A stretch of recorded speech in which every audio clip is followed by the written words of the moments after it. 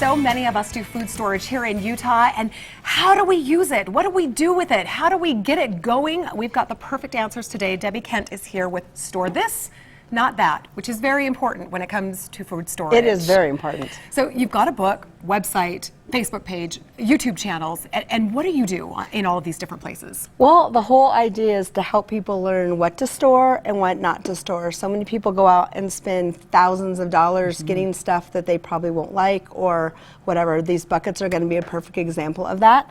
And so the idea was to help people know what to get and what not to get and how to use it. So Janine was telling me yesterday that she has an emergency bucket, but she's never looked inside of it. So that's probably the first. Good, she's getting good to know what's in it. That's right. You're going to get a sneak peek today. So what's inside it, and which one do we store and which one do we not store? Okay, so typically in these, they usually have big amounts in them. This one's 307 servings in this cute little bucket. And so that's should be a tip to you that, you know, not really, it's deceptive. Okay. So for example, the serving sizes are like from a tablespoon to a quarter cup. And isn't that weird? That's not a lot of food. No, it's not a lot of food. But we're in the apocalypse, so yes. you know, we're starving. So that's take right. a teaspoon of that's food, right. right? You don't want a teaspoon of food. Another thing that's interesting about these is they come in packets for servings for 5 people, and the instructions are for 5 people. So if it's only one of you that's eating out of it, how do you divide up this into, you know, 5 and have it work out how it's supposed to? I don't really know. Because there may not be a place to refrigerate it or use leftovers. That's right. Right? Exactly. Okay. Exactly. So the serving sizes have to do with this. The typical serving size, they actually take those smaller ones and put them together. So this is a typical serving size for a main dish, a cup. A cup of, and some of like 2 of the serving things are usually soup. So they're not very filling and it's only a cup.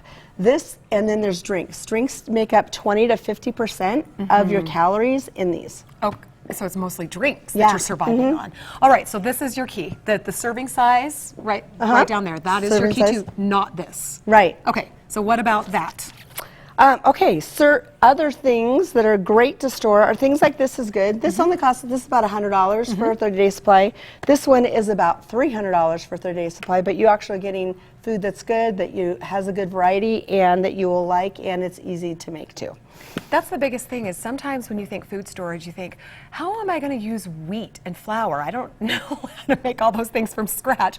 You really are looking for kind of a more modern take on food storage. Right. Well, this is more for emergencies, like if there's a big earthquake or something that you're going to want to just basically add water, heat, and eat. Gotcha. It's not like baking bread. It's not, and it's not going to last for a long time. This is just to get you through those crucial after moments. That's right. Okay, I like that. So let's talk about some of the items. Okay, so this is like the DIY section. So you can, basically what's in here is the same kind of thing that you find in your convenience thing at the grocery store. It's like rice-a-roni and pasta-roni and oatmeal and things like that you can buy for a lot cheaper. Not only that, but you can pick out the varieties that you like compared to what they're picking for you.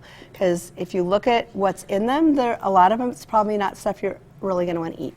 Gotcha. And then bowls and cups, do you store these in your kit as well, or do you just leave them outside? I thought, why are these here?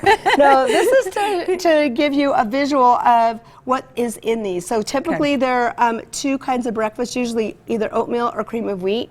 Not both, but you know, some variety of that. There's usually 2 kinds of soup that are usually really watery. You really water them down.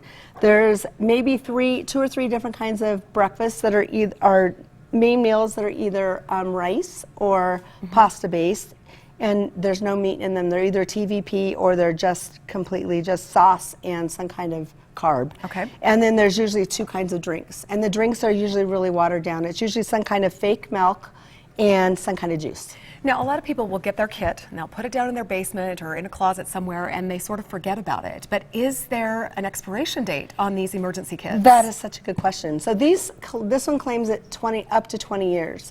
But the up to part really has to do with the up to. There's very little in it that would actually store 20 years. Most of it's going to store between 1 and 8 years. So there's a little bit of interesting advertising going on a there. When little they bit say of up to exactly. 20 years, it could be a variety inside the kit. Yes. So Janine, you have to look inside your kit. All right. We'll find out what those expiration dates are. All right. So where can we find you? Where can we get all of this vital information? Okay. So Store This, Not That is the book. You can find that on Amazon, or Deseret Book also carries it. And everything has to do with Store This, Not That. The website, the Facebook page, the YouTube channel, and we also have a new one for cooking with it called Everyday Food Storage. That's also on YouTube. Now that's the one I want to check Yes. out, because you want to cook with food storage, because just because there's been an earthquake, you still want to eat foods you like. Yes. I know that that's not your first No, priority, but it's after true. the first few days, you're thinking, okay, I'm hungry Well, now. when you're so- stressed, you want to be eating lentil soup. or chocolate milk. That sounds great. Or chocolate water, whatever the case may be. Debbie, thank you so much. Such vital information. And that was a great tip of make sure that you look up to the storage dates, and then make sure the things inside of it don't expire, and you can replace Yes. those as you go, and then use them as you go. All right, Debbie Kent, thanks so much. All right.